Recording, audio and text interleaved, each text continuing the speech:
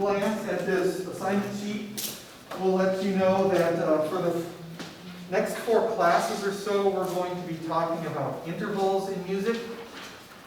Then after that, we're going to use that knowledge to build chords called triads. And then after that, we'll talk about 7th chords. And then after that, we do some music, kind of shorthand symbols and notation called figure bass and pop chord symbols. And then after that, we're about ready for our next test, which you can see on the back of this sheet is tentatively scheduled for Friday, October 23rd. Okay? So my goal, hopefully, is to get in a next unit test before Halloween. I tried not to schedule it for the Halloween Eve or something, you know. Is Halloween a Saturday this year? Yeah. So I tried not to do it on the 29th or the 30th or whatever that next Friday is. So hang on to this, and that'll keep you up to date as to what we're talking about and all your homework assignments for the next several weeks. And it looks like we can go ahead and, I was going to mention, I don't know why, I guess because I don't stay in the loop as well as some of you all, but you guys, any of you have Dr. Calvin for anything? Yeah. I guess he had some good news over the weekend. Yeah, he's going to be a father in March. So I had no idea until over lunch I just found that out. So that's kind of nice. Yeah, I've been working here for over 7 years, and he's never had a kid yet, and all of a sudden, no. So I guess how can this change like that? Anyways, let's focus on, just for a few minutes, I want to talk to you about something called scale degree names. And then after about 5 or 10 minutes, then we'll move on to the main topic for today, which is, again, intervals in music. So what I'm going to do is I'm going to show page 15 of your textbook on the screen after I turn the TVs on. I had skipped a little bit of chapter 1 last unit to get into chapter 2 with all the rhythms. But now I'm going to come back to finish up chapter 1, because chapter 1, the end of chapter 1 is about intervals. And before we do that, I want to talk to you about scale degree names. So on page 15, there are a couple diagrams or examples there. I'll turn this on. Which should really convey the information as probably straightforward as any other way I can think of doing it. So there we go. So example 116 on page 15.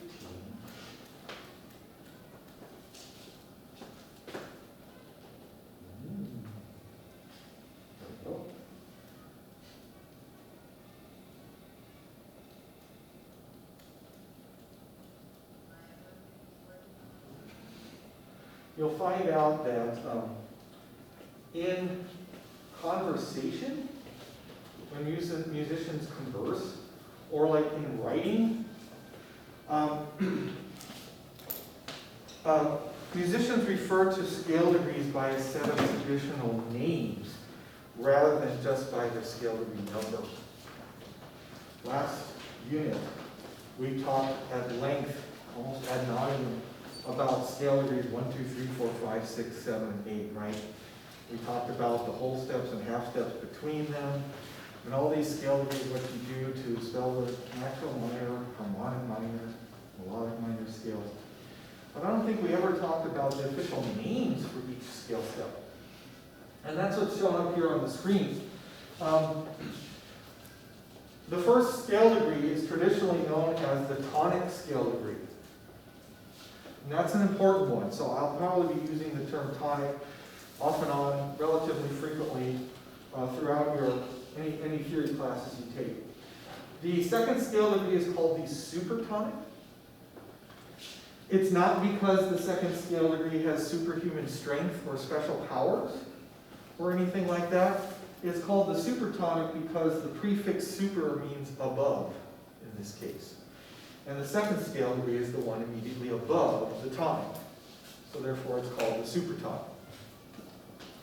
Although if you wanted to invent a superhero named Supertonic Man or something like that, I'd be willing to read your comics or whatever.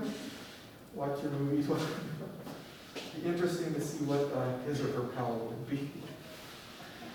Okay, the third scale degree, mediant. The third scale, well, we'll figure out why. We'll learn in a second why it's called the mediant. Mediant meaning middle, basically. Fourth scale degree is subdominant. Fifth is dominant. Sixth scale degree is submediant.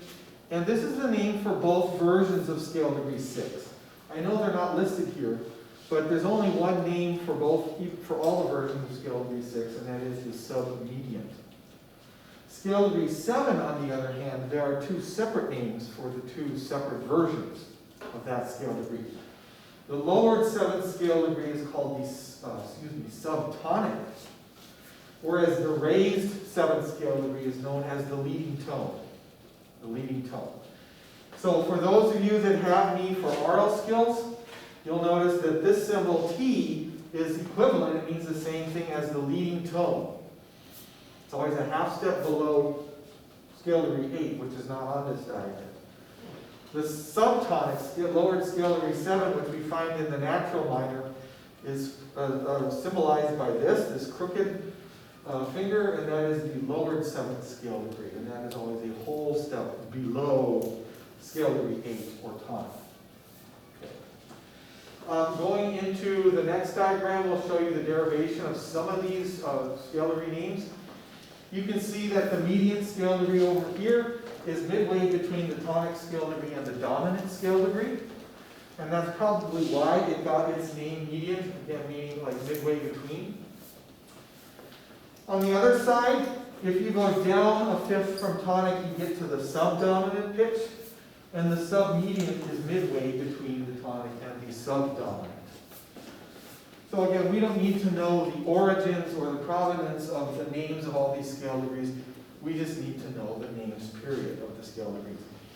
And although I won't be dealing with them much from now until the next test, by the time we review for the next test, you will need to know these scale degree names by memory, because I remember on the test that I'll put like scale degree numbers 1, 2, 3, 4, 5, 6, 7, etc., and you have to give me the official name of each scale degree by memory.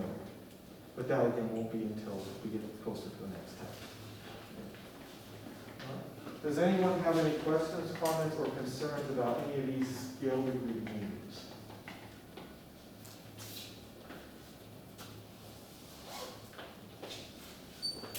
So if I asked you, in the key of B flat major, can you give me the subdominant pitch? And hopefully you know what that means. You'd be like, oh yeah, that's scale degree 4 in B flat major. That's B flat.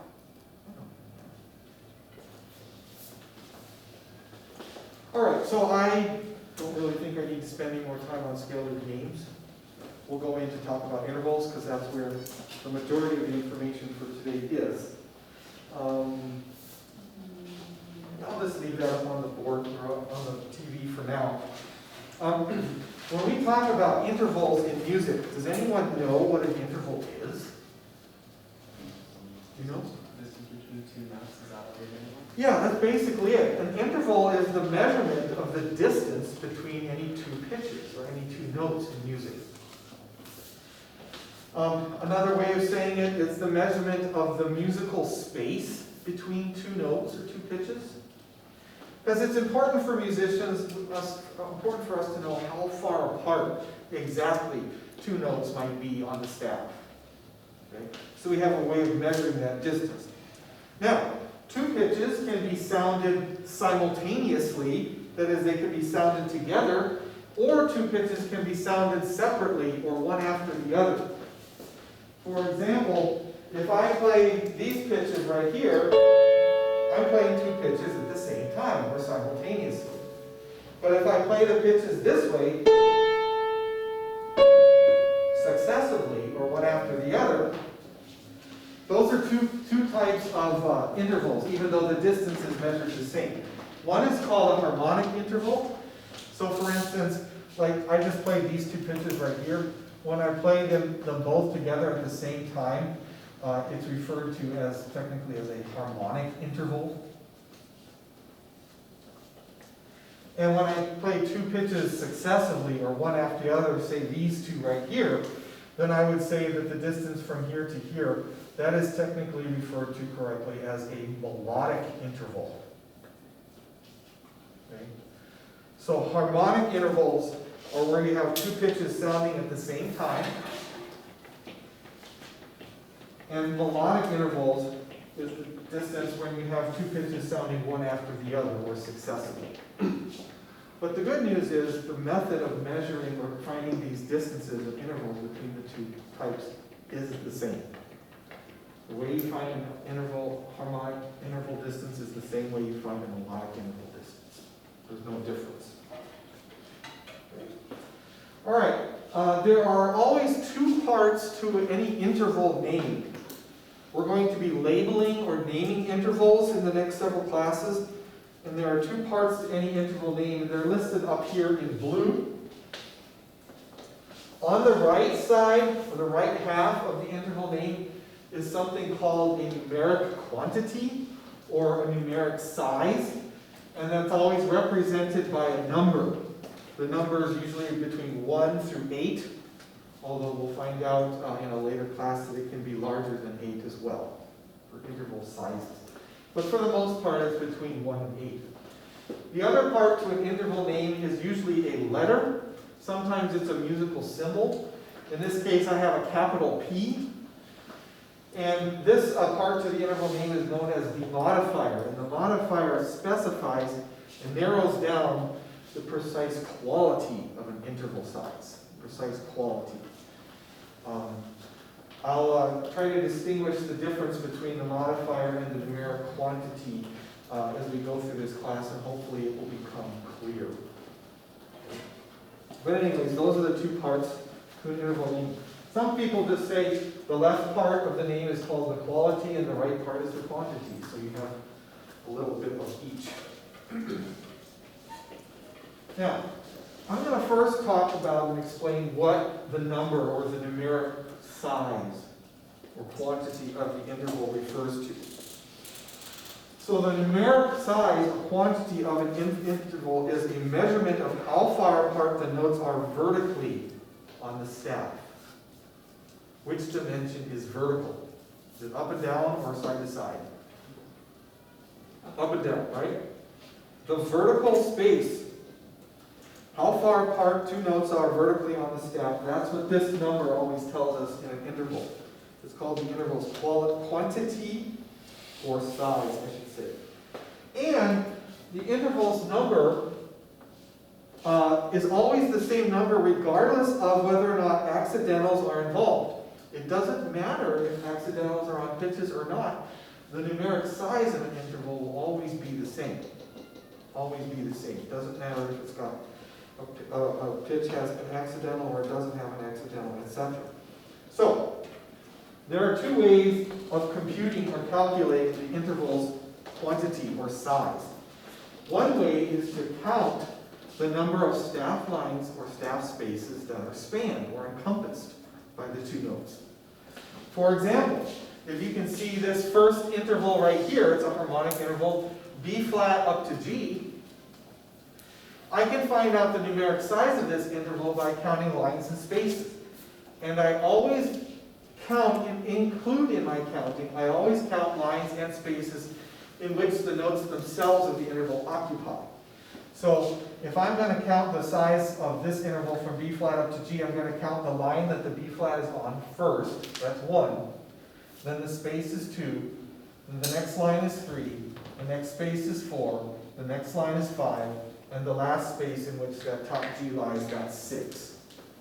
So I would say that the size or quantity of this interval, without even worrying about a modifier, the size is what we call a sixth.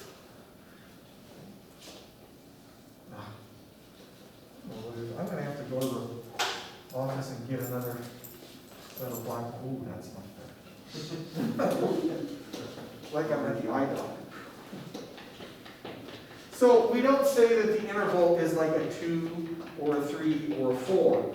We use the phrases, we say that an interval is a second in size, or a third, or a fourth, or a fifth, or a sixth, etc., etc.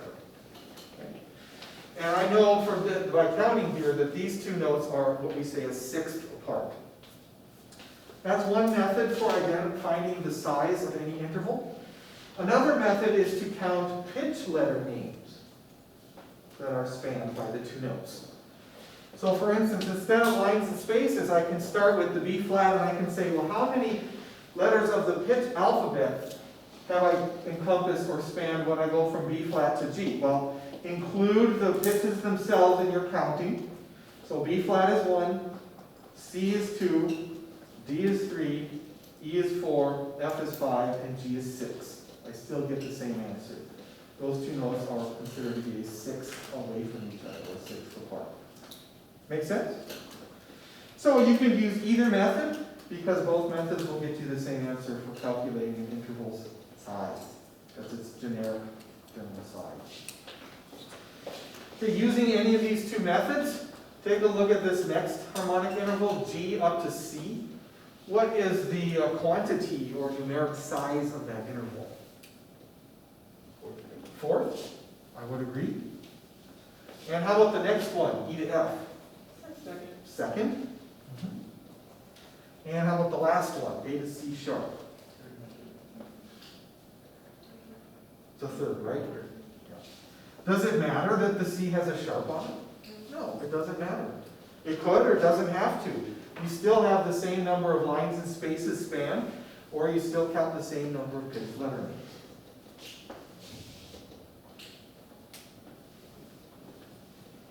So it seems like you already got almost half the battle now with intervals.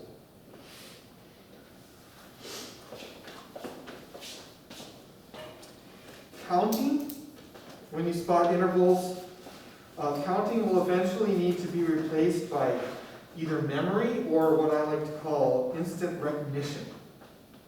But that will come with time, it will come with practice, it will come with experience. So I don't expect you to have that now, but certainly by the test, I'd like you to be able to, it'd be nice to be able to look at G and C and say, well, that's a fourth. You don't have to necessarily count lines and spaces or pitch letter names. Something else that I can use, or that I can show you on the TV here that is not from your theory book, it's from another theory text that you may find helpful, is this. It's just some facts or some truths about certain interval sizes, and it's probably hard to see, but it's kind of written in purple type, or lavender, whatever you want to say. And again, it's from another theory text, but this can be helpful. Let's take a look at what it says here about interval sizes. Learn these visual cues or landmarks to identify interval sizes quickly. First of all, it says thirds, fifths, and sevenths will always have both pitches on lines or both pitches in spaces. That's kind of neat to know about that. For instance, you see how there's a third right here, A and C sharp? You see, aren't both of the pitches in spaces? And if I were to change that around, if I were to have a fifth, and the bottom note of my fifth is on a line, then the top note of my fifth better be on a line as well. That's a fifth. And sevenths, if the bottom note of my seventh is in a space, then the top note of my seventh will also be in a space. That's always true with interval sizes. There's a little more clarification with these bullet points down here. For thirds, it says the lines and spaces are adjacent. So again, let me go back to my example of the third. You see how both of these notes are in spaces? And both of the spaces are adjacent to each other. What does adjacent mean? Right next to each other. It doesn't mean, hey Jason, how's it going? Okay, so that's true of thirds. What about fifths? Well, let's go back to the example I had where we had two notes on lines. For fifths, skip one line or space. So they're both on lines, but you see how there's a staff line skipped in between them? That's always true of fifths. And then finally for sevenths it says Well, they're both, both either in spaces or both on lines, and here they're both in spaces, and it says skip 2 spaces or lines. So you see how there's 2 spaces in between those notes, which are 1/7 apart. That's always true. The last statement on here says, intervals of the 2nd, 4th, 6th, and octave will always have 1 pitch on a line and 1 pitch in a space. This is the way it turns out to be. Defaults to that.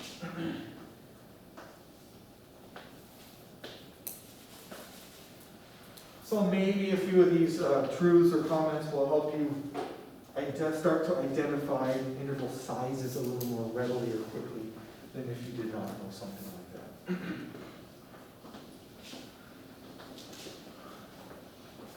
Okay.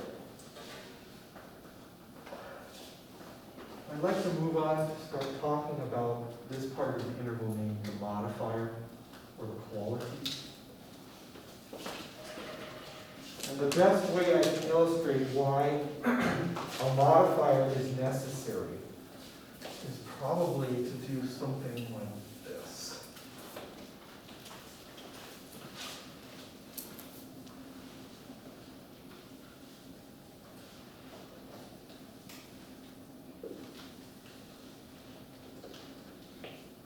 Okay.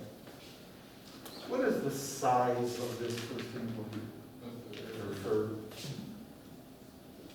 What is the size of the next interval? Third. But if I play those 2 harmonic intervals on the piano, they won't sound the same. Is the exact amount of space between each of those successive pairs of pitches the same? Yes. No, it's not.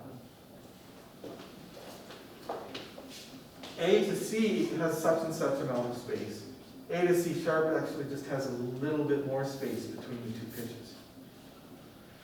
And so we find that when you have intervals of the same size, like both thirds, but they have slightly different pitches, there's slightly different gradations in the amount of space between notes of the same size, then we need to use what's called a modifier to really specify and narrow down and nail down the precise amount of space between those 2 pitches. Because I can say, I know both of those are thirds, but can you qualify, can you be more specific? What kind of thirds are they? That's what a modifier does. And the way we're going to kind of understand how to get a modifier for interval naming is that the number of half steps between 2 notes is going to determine the interval's modifier or quality. The number of half steps between 2 notes. The modifier, the letter modifier is going to tell us the exact size of an interval. Not just the generic size that it's a third, yeah, we know that, that's kind of general information. But if I put a modifier in each of these thirds, it would give me the exact precise size of that interval. Okay, now, there are 5 modifiers for interval names in music. One of them, as you can see, is right there. It's a capital P. It stands for perfect. Another modifier for intervals is a capital M, which stands for major. Another one is the lowercase m, which stands for minor intervals. And then 2 musical symbols are used for the last 2 types of modifiers. One is a plus sign, which stands for augmented intervals. And the final modifier symbol is a little degree symbol or circle, and that stands for diminished modifier, or diminished intervals is what I'm going to say, diminished intervals. Okay? And it's going to take three more classes to talk about all these types of modifiers and what they mean precisely. What I would like to do is just focus on the capital P for the rest of this class and explain to you what that means basically. Okay. So P stands for perfect.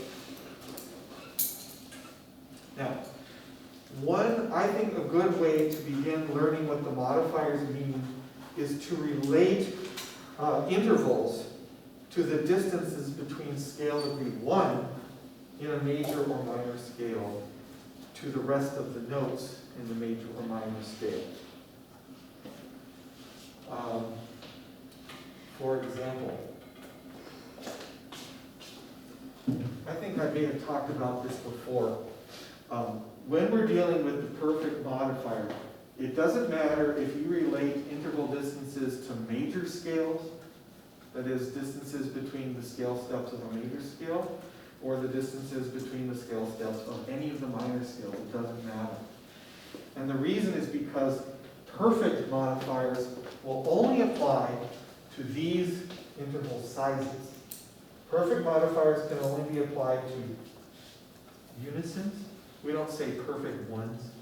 We say perfect unisons. P's can only be applied to unisons, to fourths, to fifths, and finally to octaves.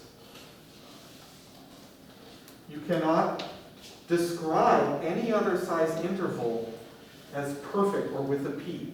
In other words, there's no such animal in music as a perfect third.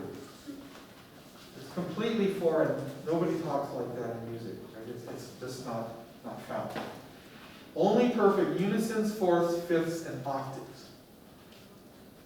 Now, let's go back to the major versus minor scale. It doesn't matter which scale you relate perfect intervals to, because scale degrees 1, 4, 5, and 8 are exactly the same in major and minor keys. Does that make sense?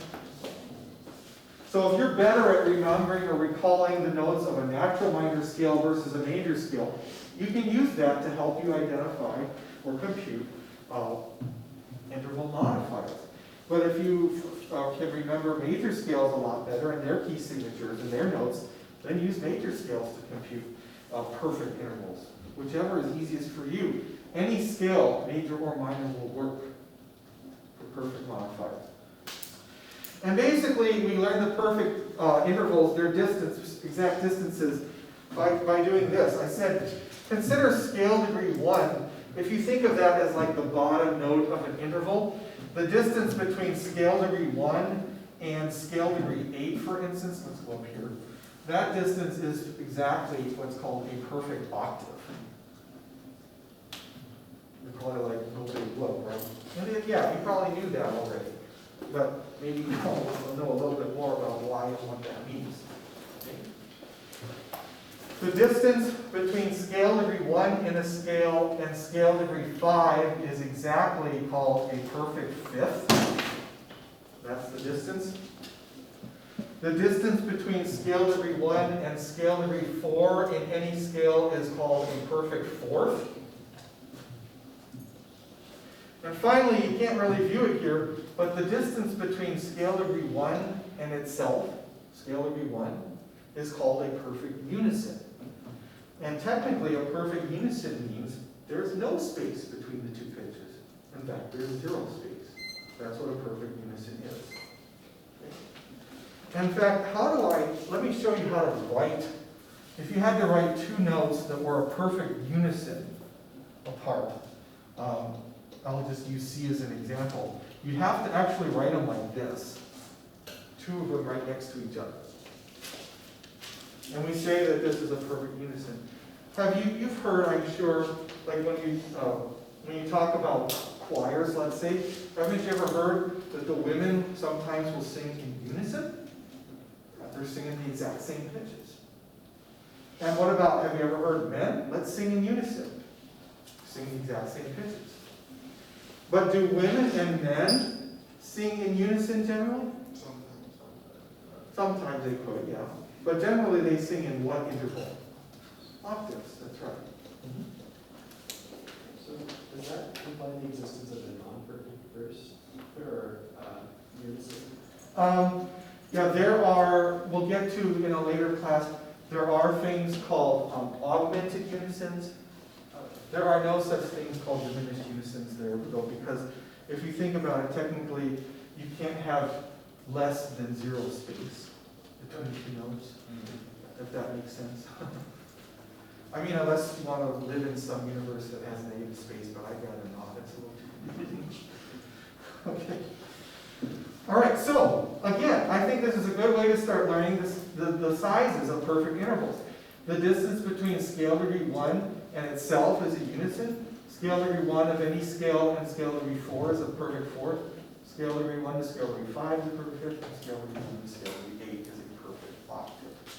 By the way, you notice I say unison, not perfect one, and I don't say it's a perfect 8. No, we usually say octave in music. Okay, now, armed with that information, let's go ahead and apply it now to, for instance, spell some perfect intervals above some given notes, and then also identify some perfect intervals when I've given you two intervals that are fifth, fourth, octave, or unison apart. Let me get rid of this.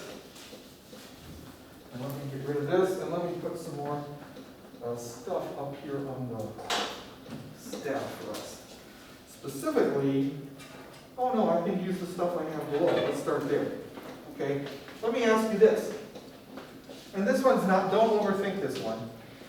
If I ask you what note is exactly a perfect octave above this D, what would you say? The next D up, right? Yeah. Right? D4 here, D5 is going to be exactly a perfect octave above. Because if you think of the bottom note as scale degree 1, or tonic, let's say, of a D major scale, wouldn't D also be scale degree 8? Okay. This one will help you use your scale comparison a lot more. What note is exactly a perfect fifth above a B flat? For those that aren't used to this, think about a B flat major scale. What would scale degree 5 be? Whatever scale degree 5 is in a B flat major scale would be exactly a perfect fifth above a B flat. And what note is that? Anybody? F, that's right. So, if I wanted to spell a perfect fifth or write a note a perfect fifth above B flat, all I have to do is think about that and write in F. It's not F sharp, it's not F flat. How do I know? Because F natural is the fifth scale degree in B flat major, not those other guys. Okay, this one's too easy. What note is a perfect unison away from the A? Okay, as you ever watch Happy Days, right? Of the Fonz, he would say. Okay, now this one's a little trickier. What note is exactly a perfect fourth above a G sharp? And if you're using the major scale to think and do your comparisons, you might run into a little obstacle here. For example, is there such a thing as a G sharp major scale? No, so I can't really, you think of the bottom note of this interval, I can't compare it to a G sharp major scale. I guess I could compare it to a G sharp minor scale, but that's still kind of hard. I don't know if I know my minor scales as easily and as well as I do my major scales. So there's a trick, a workaround for something like this. Since G sharp does not serve as the tonic or the first degree of any major scale, what we can do is temporarily remove the accidental and calculate a perfect fourth above this note. What is a perfect fourth above a G natural? C. C, yeah, that's right, because C is scale degree 4 in a G major scale. Okay? So I know C is a perfect fourth above G natural. All I do now is I reapply the accidental, but I apply the accidental to both pitches. Okay? So it was originally G sharp, and so that means I have to put a sharp on the C.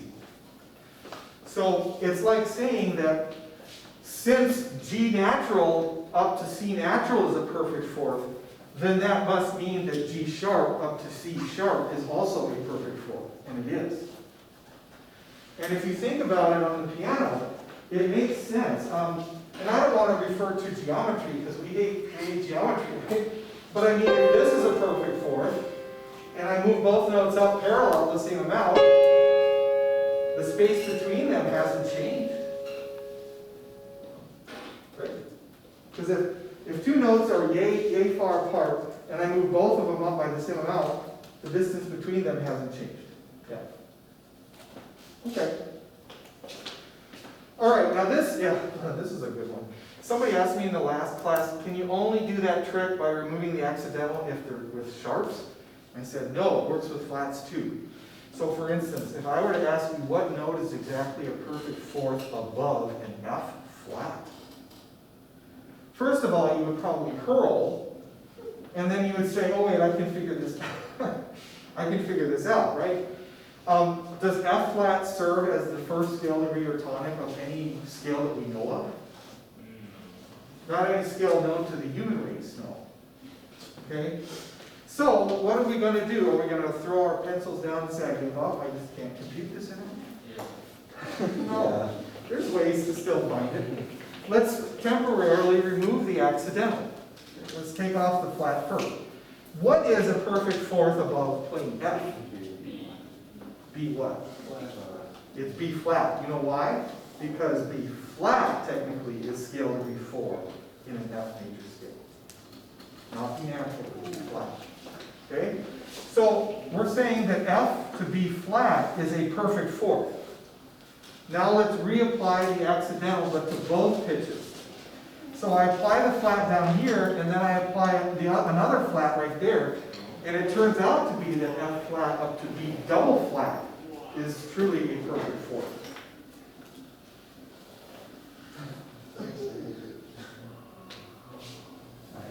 Is this like exploding your mind? As long as you understand the concept, that's the main thing. All right, so I've got a few minutes left. Let's check our knowledge of whether or not certain intervals are perfect versus whether they're not perfect. And that's all we're going to say for now.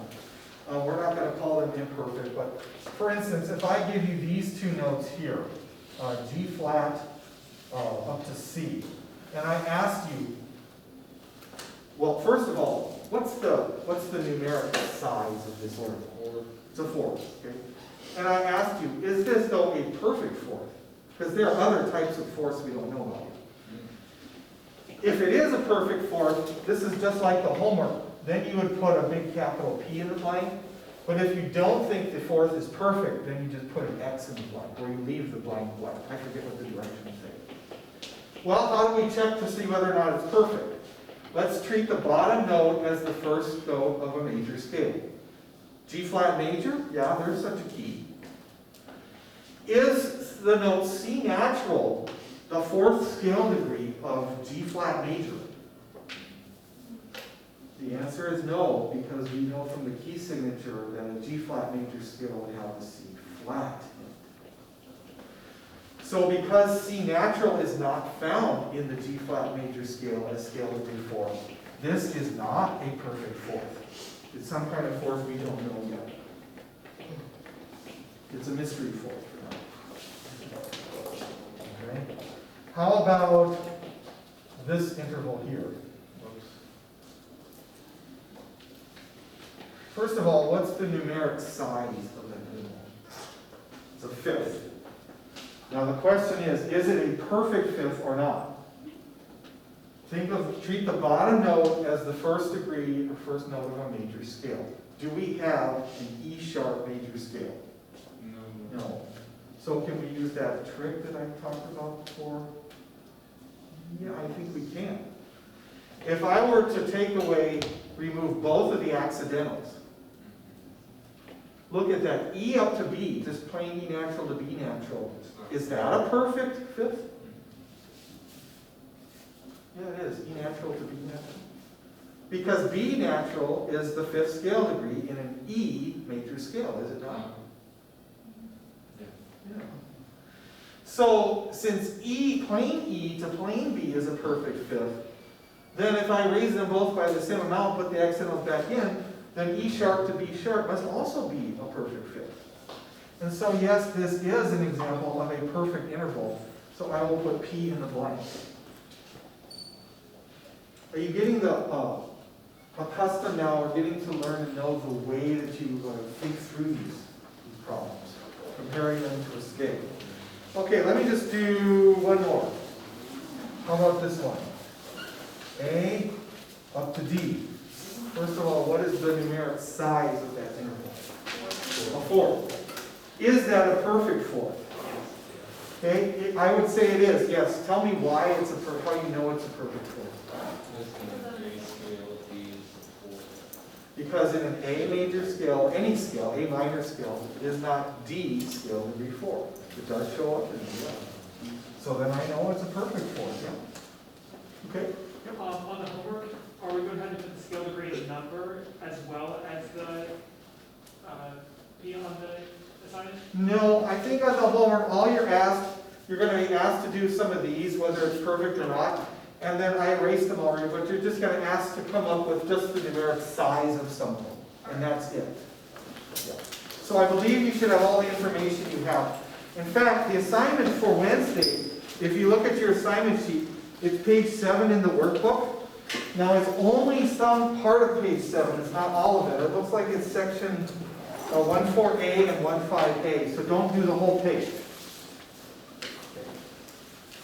All right, I think that's all the time we have for today. We'll see you on Wednesday. Say 14A and 15A. Yeah, I think it's the top 2 sections on page 7. Yep, this one and this one, yep.